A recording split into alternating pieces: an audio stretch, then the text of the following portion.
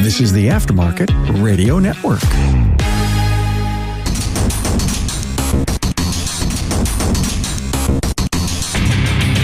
Welcome everyone to yet another episode of Diagnosing the Aftermarket A to Z.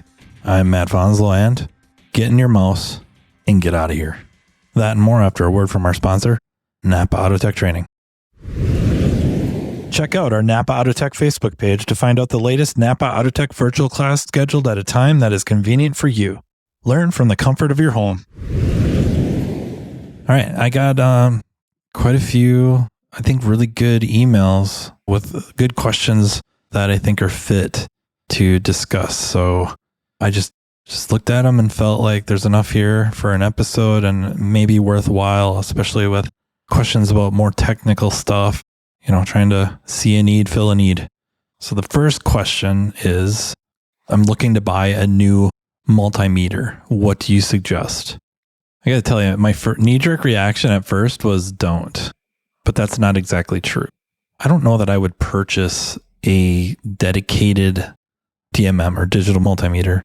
I don't really use just a straight up meter anymore, and I haven't for a long time. If you're going to buy a meter and it's a part of your arsenal and you use a voltmeter, you feel very comfortable using a voltmeter or ohm meter, multimeter, I guess. I don't know that I buy just a pure multimeter, if that makes sense. I think I start aiming for the future, and not even the future, like what's out there now. And therefore, my suggestion would be to look into like an insulation tester or a megger. So the two that pop in my head off the cuff are, of course, the Flukes, namely the, I think it's a 1587. I think they have another one, but I don't know if I would go with that one, to be honest. Another one out there is Pico has one. It is the TA467. I think that would be a good move. There's really quite a few out there available. I think Electronic Specialties has them. Autotech has them. Launch, I'm sure, has them. But really, the mainstays, the two that I think, lean towards is the Fluke, which, I mean, come on, that's what they're known for. And then the Pico has been a good meter. It works. And so, yeah, that's really, if you're looking for a volt or a multimeter, more of a pure multimeter, I think I would get one that's also an insulation tester. You're going to end up using it at some point. You're going to start seeing some sort of EV type vehicle or HEV, it's hybrids. Honestly, we're probably going to see vehicles coming in that really are using high voltage to drive components like AC compressors, and not just strictly on hybrids or EV vehicles. You're going to see different voltages. It's going to happen.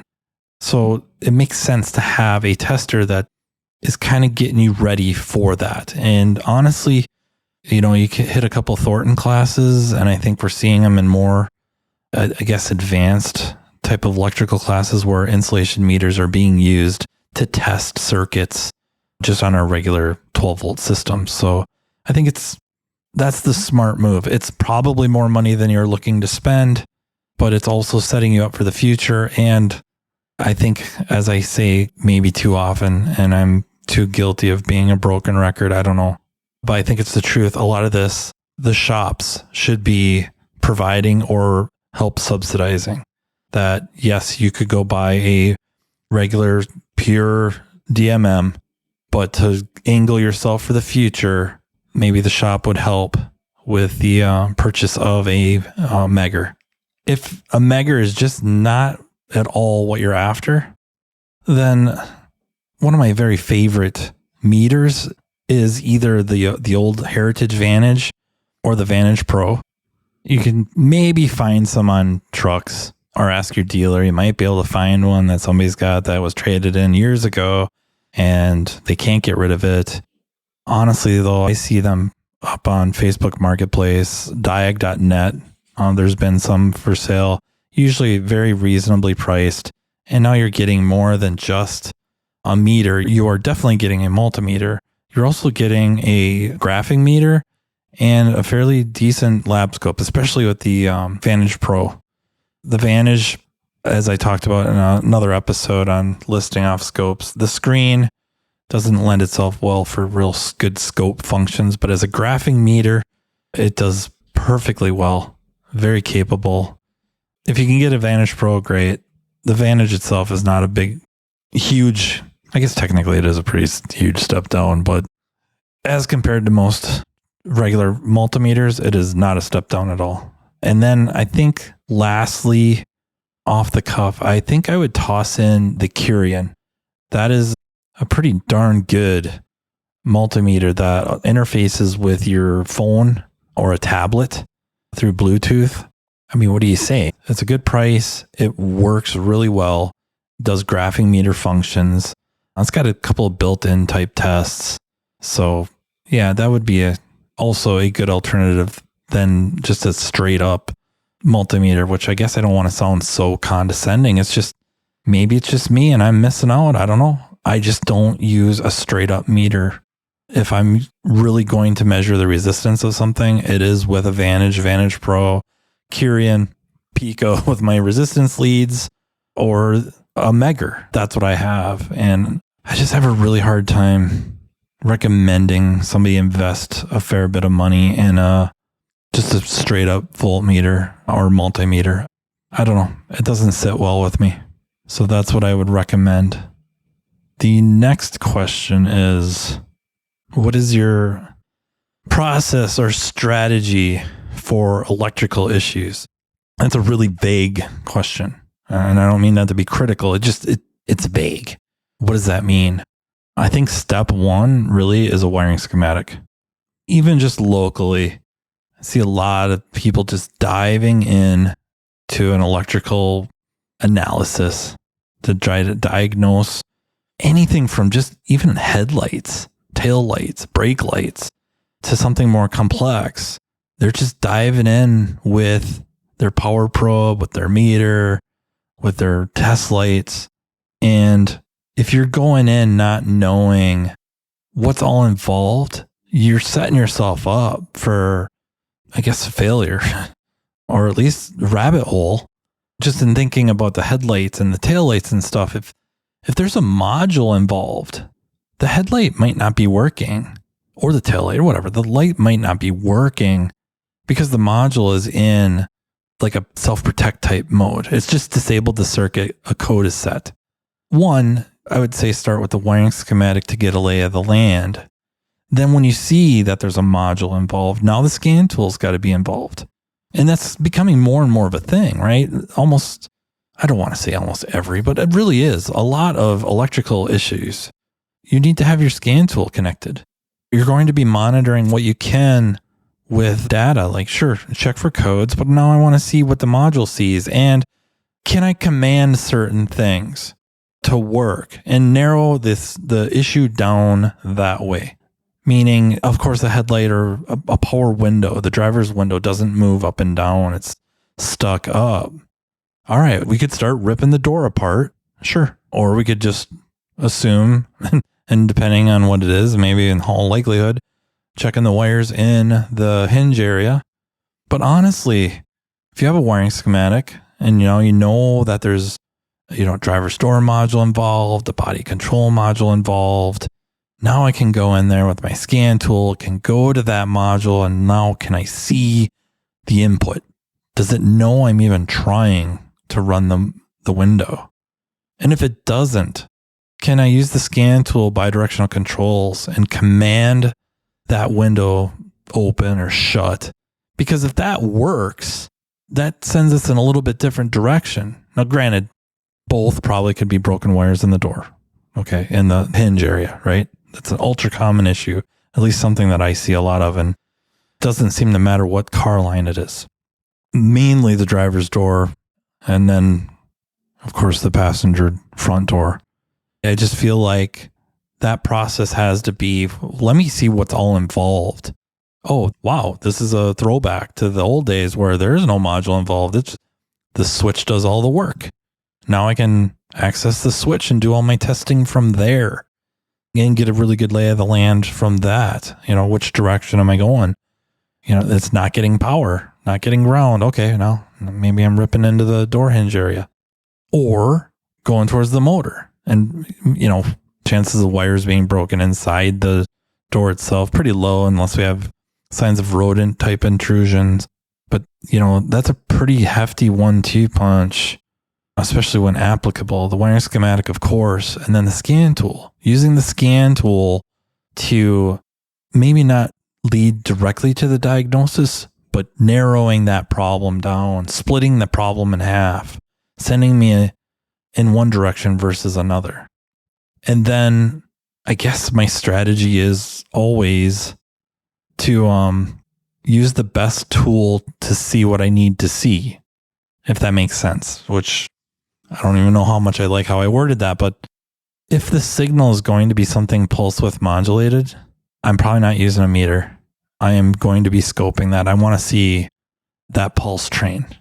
If it's something that's going to be carrying a fair bit of current, whatever that is, relative to the circuit, that this is the main feed, it's going to have to be able to carry some current.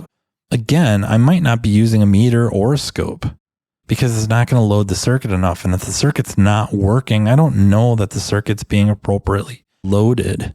So now I'm using something that's going to pull some current to verify that feed, that ground. I'm going to kind of stress them a little bit. And I'm basing that off, I suppose, a little bit of experience. A lot of it too is just, what is it fused for? If this power window is fused for 10 amps, then I'm probably going to use something that's going to draw about half that, something like close to half that. It could be more, of course, not more than the 10 amps, but more than 5. I'm probably not looking for, working really hard to get something that pulls 9. Certainly could, but that's not my intent.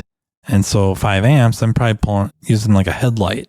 And if the headlight glows brightly and I could use my meter with it, hook my meter, back probing my pigtail, or have some connectors off of my pigtail from my light socket, or that I can quickly access with my meter, that now I can see not only that the light glows brightly, but it's also maintaining system voltage, 12 volts, whatever. That's my approach. I don't know. I'm not really sure how much further to go into that. Another, I guess, just kind of popped in my head, depending on the circuit. I like going to relays, if I can, to best case scenarios to back probe. Otherwise, I want to either use kind of those Lyle adapters that you lift the relay out, set in, and test from there, or the U-Activate. I like using the U-Activate.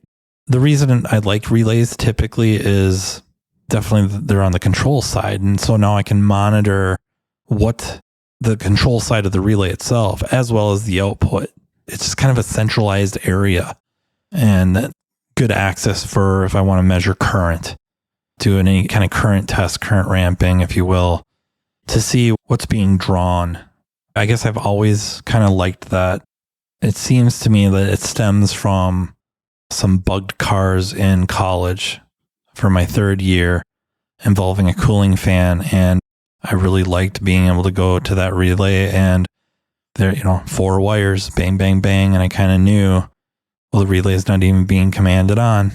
And then I got a direction where, the relay is sending the voltage to the component. Okay, now I got to kind of get to the component. And as I got a little more experience, realized, hey, I can take my current probe here, clamp it, hit that circuit a few times and go, well, it's not drawing any current, so I still got to get to that component. Or, man, this thing's drawing pretty good current, an appropriate amount. Oftentimes, again, I base that off amperage of what the circuit's being fused for, and kind of in that half range, roughly. Unless we're talking about electric motors, where I'm kind of looking for a stall current, which I've talked about, or in-rush current that often exceeds the rating of the fuse, but only for, milliseconds, microseconds, very short burst, very quick. Then I kind of have an idea like, okay, it's getting current. It's not doing its job. It's most likely going to be this component. And then, we're taking it apart to most likely replace it. And then you kind of finish the diagnosis there, but you know a lot going in. Yeah, I think that's really my strategy. I don't know what else I would add to that. I think that's the gist of it. NAPA Autotech training sessions are being conducted day and night in a town near you. This training caters to every level within your organization, be it a mechanical assistant, a mechanical specialist, a technology specialist, or a driver safety calibration specialist. Imagine a one-stop shop training partner in NAPA Autotech that will lead your team to a path to greatness. Autotech's entry-level Build-A-Tech classes convert the untapped potential of your new hires into money-making mechanical specialists. Autotech's higher-level tech update classes introduce specialists to the world of ever-changing technologies, which prevents your shop from getting technologically stagnant. Remember, if you're not moving forward, you're falling behind. And, turning to the front of the store, the Autotech Service Advisor class is an awesome way to hone your client advocate skill set, ultimately benefiting the customer through an improved vehicle repair experience. But it doesn't stop there.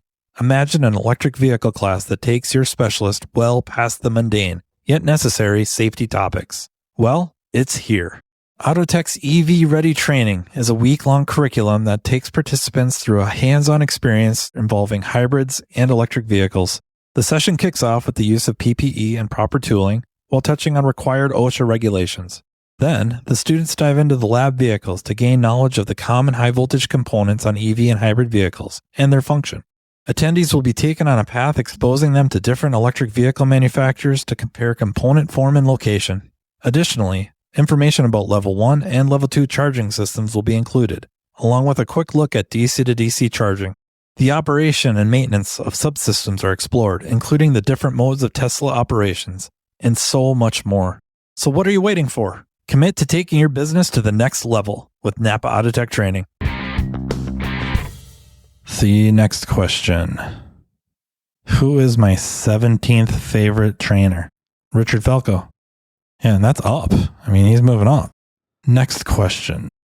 I have read about something called the Flat Radar Test Drive. What is that? Well, I'm not sure where you've read it. If you read it on IATN in the archives, then I think my sarcastic answer is you should have kept reading and I would have told you. But if you see it mentioned in groups, other forums, the idea, I think, and I could be miscrediting this. I don't think so, but I guess I'm torn. I think it is either Jim Wilson, who works for Standard Motor Products, but it could have been Lance Mossman. I'm kind of torn on which one. Lance used to be a brilliant GM dealer tech as well. Him and Jim both just next level. One of the two. I want to say Jim, but I could be full of it. It could have been Lance. The idea was very quickly for issues like lack of power that you would set your scan tool to monitor. We would be talking, at least in their cases, mainly General Motors vehicles, which had a load PID. And the load PID, if I recall, is absolute load. It is very, very closely related to VE or volumetric efficiency.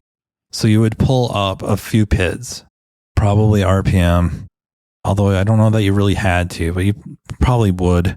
Oxygen sensor, well, not probably, this is pre-AFR days, air fuel ratio sensor days. Oxygen sensor, fuel trims.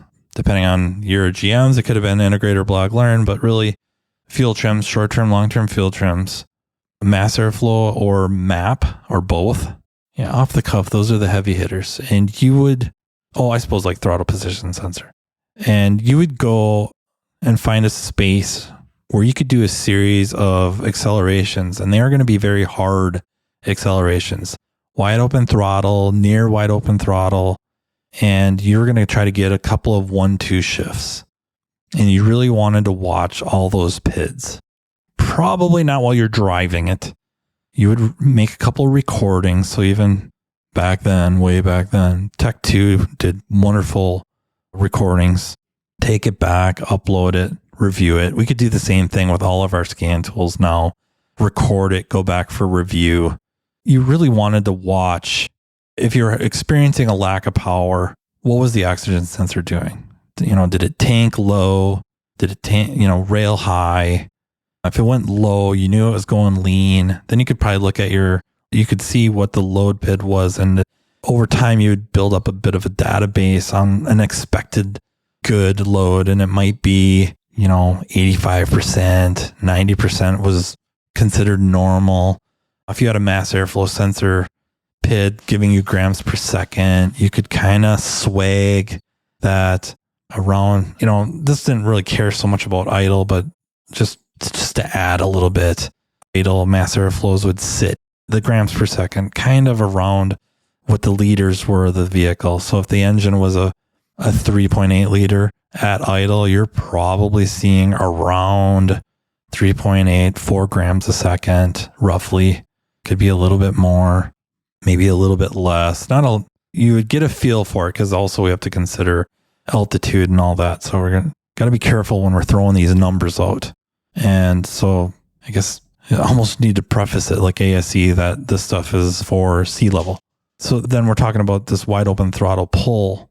I think kind of a rule of thumb was grams per second would be roughly 40 times whatever the liters were.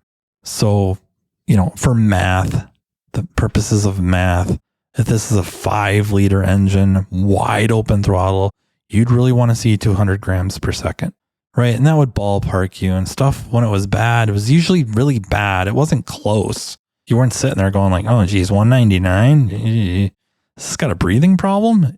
Depending on where you live and what you normally saw, maybe. But generally, I think, in my neck of the woods, which was very close to sea level, I wasn't thinking about a breathing issue.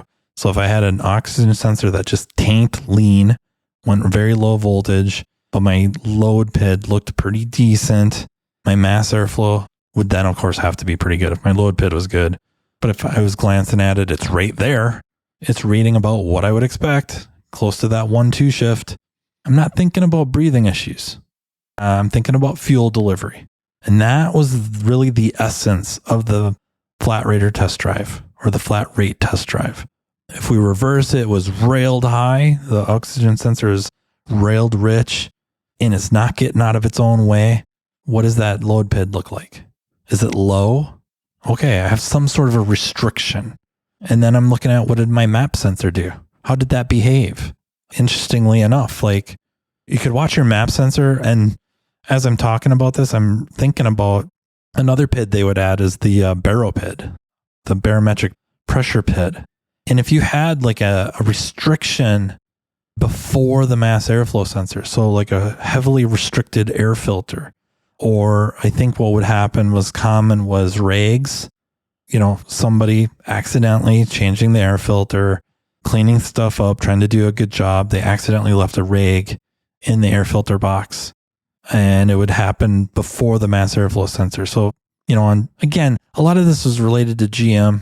It did work on everything. You might not be so lucky as to have grams per second on the scan tool, or a load PID that was really kind of related to the absolute load. You had to be really careful about that, or you'd have choices of a load PID and you'd have to choose the right one. Of course, you could go into generic data, and that was depending on where you lived. A lot of times that was not a knee-jerk move to go to the generic data, but a lot of times that's where it was at.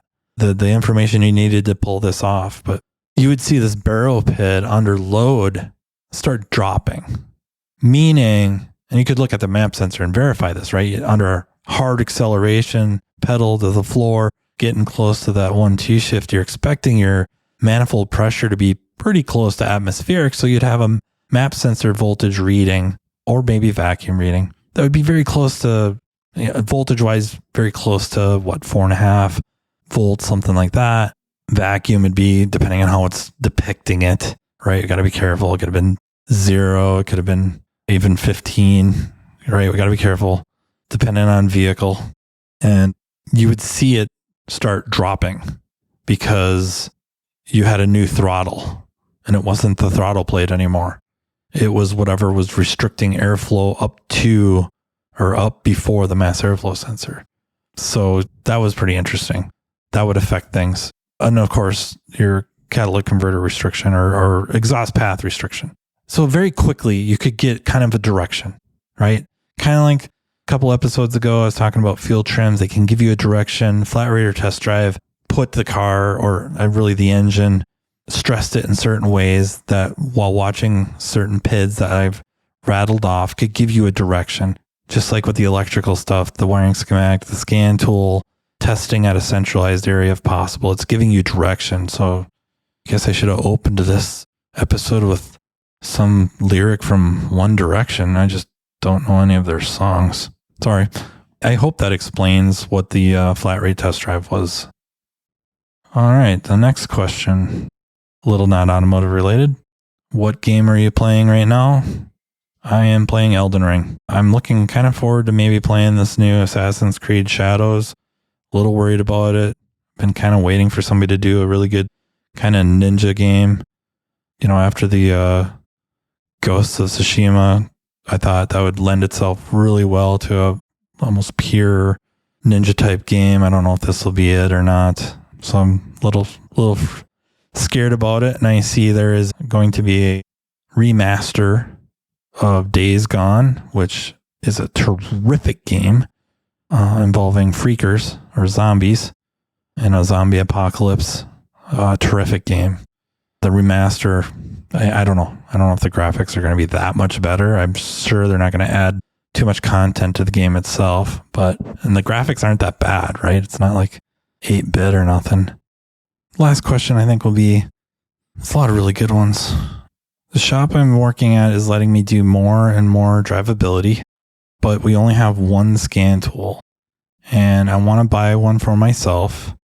What do you recommend? Okay. One, I think the shop should buy a scan tool. I just do. If we're talking about just drivability, and that's how I'm going to take this, that this is going to be your focus and you're trying to keep costs down.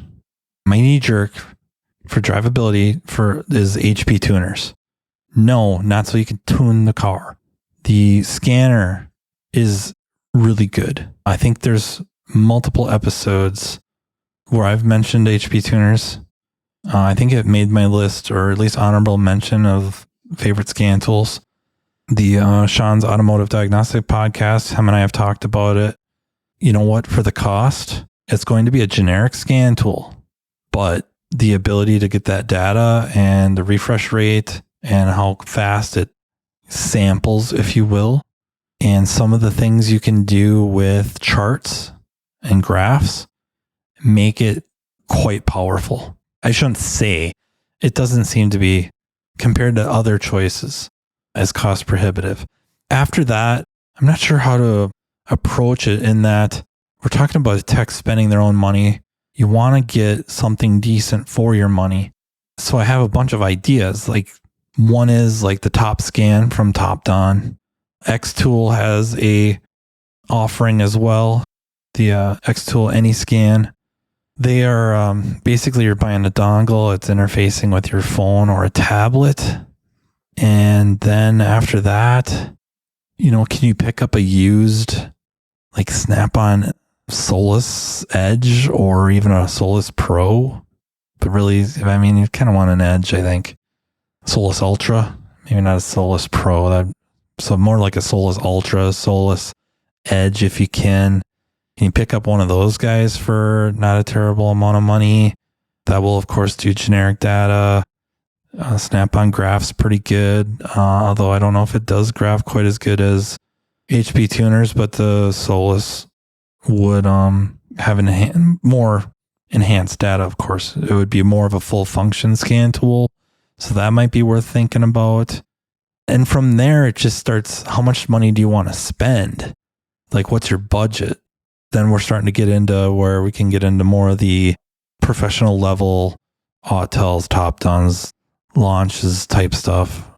But yeah, I guess I'm thinking you specifically said drivability in the question. Therefore, you're thinking along those lines, and for the money, and forget money aside, actually money aside, the ability, the capability of the HP tuners is impressive. And then on top of it, the cost is not so brutal, especially to a technician's pocketbook. But, you know, scan tools really should be a shop investment. My advice would be the HP tuners. So yeah, I hope you guys got some stuff out of that. Hopefully, if you didn't, send emails with such questions that those would be questions that would be on your mind. I do read everything. If I don't respond, I'm probably thinking about making it an episode. So yeah, don't think I'm not reading anything. Please, if you have more ideas, send them my way. If there's a certain technical type of topics you want more time spent on, please shoot me an email at mattfanslowpodcast@gmail.com. Yeah, I'd like to take a moment to thank our sponsor, NAPA Autotech Training. Thanks once again to the Aftermarket Radio Network. You know, it's going to be a customary shout out to Craig and his podcast. I feel obligated. Could be the threatening letters, but if you get a chance, check out Sean's brother's podcast, Craig. I think it's called Speak Up. Should have been called Speak Easy, but it's not. They didn't let me in on the brainstorming session. Can't imagine why. But yeah, that is how I'll end it. So thank you for listening, and until next time, take care. You've been listening to Matt Fanslow, diagnosing the aftermarket A to Z on the Aftermarket Radio Network. Follow Matt on your favorite listening app. He's very interested in what you have to say. Let him know what you'd like him to cover and come on the show. Matt is all for advancing the aftermarket. Find Matt Fanslow on social media and connect or on aftermarketradionetwork.com.